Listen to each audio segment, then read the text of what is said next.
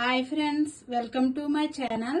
ఈరోజు నేను వంకాయ పచ్చెనగపప్పు కాంబినేషన్లో కర్రీ చేస్తున్నాను. మసాలా వేసి ఇప్పుడు కర్రీ చేసుకుందాం. పప్పు అయితే అరగంట ముందు నానబెట్టుకోవాలి.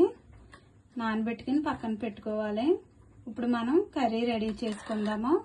స్టవ్ వెలిగించుకుని కడాయి పెట్టుకుని 3 స్పూన్ల ఆయిల్ వేసుకున్నాను. ఆయిల్ అయితే వేడయింది. ఇప్పుడు మనం సన్నగా కట్ చేసుకుని పచ్చిమిర్చి వేసుకుందాం.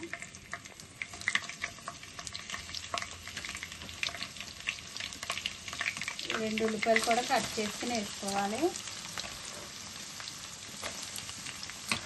ఉల్లిపాయలు నూనెలో వేగేటప్పుడు 1 స్పూన్ సాల్ట్ వేసుకుందాం.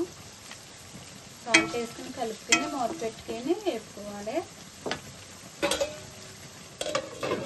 ఉల్లిపాయలు మగ్గాక టమాటాలు కూడా కట్ చేసుకుని వేసుకోవాలి. 2 టమాటాలు,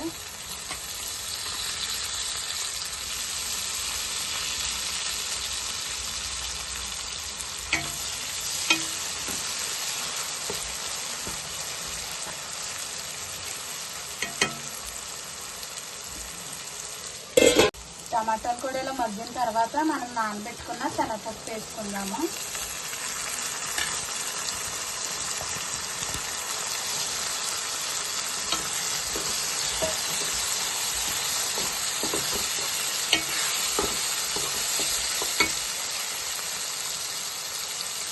రెండు స్పూన్ల అల్లం వెల్లుల్లి పేస్ట్ కూడా వేసుకుందాం.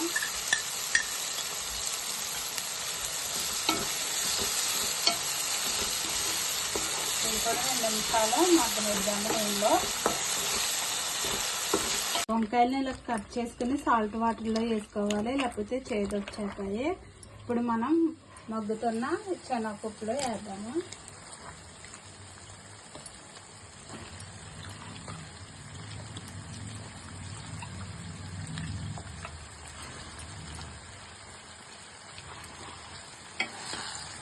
ఇలా కలుపుకొని ఇవి కూడా 2 నిమిషాలు మగ్గనిద్దాము ఆయిల్లోను. వంకాయ శనగపప్పు మూత పెట్టుకుని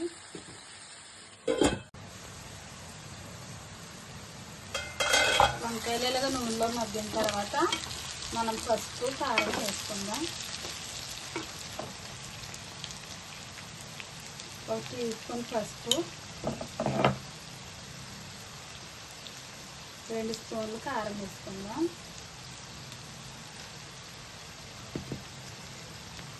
ఒక గ్లాసుతో 1 గ్లాసు నీళ్ళు పోసుకుందాము, ఎందుకంటే శనగపప్పు ఉడకాలి కదా.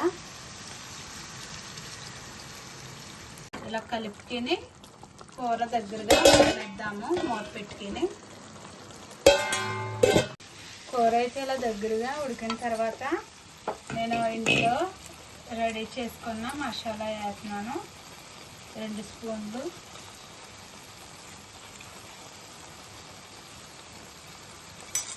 ఇంట్లో రెడీ చేసుకుని వేసుకుంటే చాలా బాగుంటుంది. కొంచెం కరివేపాకు, ఇది 1 నిమిషము ఈ మసాలా ఈ వంకాయకు పట్టిలాగా 1 నిమిషం ఉడకనిచ్చుకుందాం.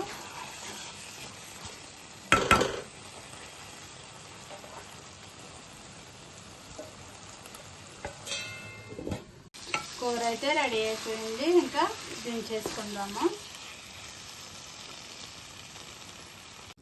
వంకాయ శనగపప్పు ఇలాగా వండుకుని తింటే చాలా బాగుంటుంది. చపాతీలో కూడా చాలా బాగుంటుంది.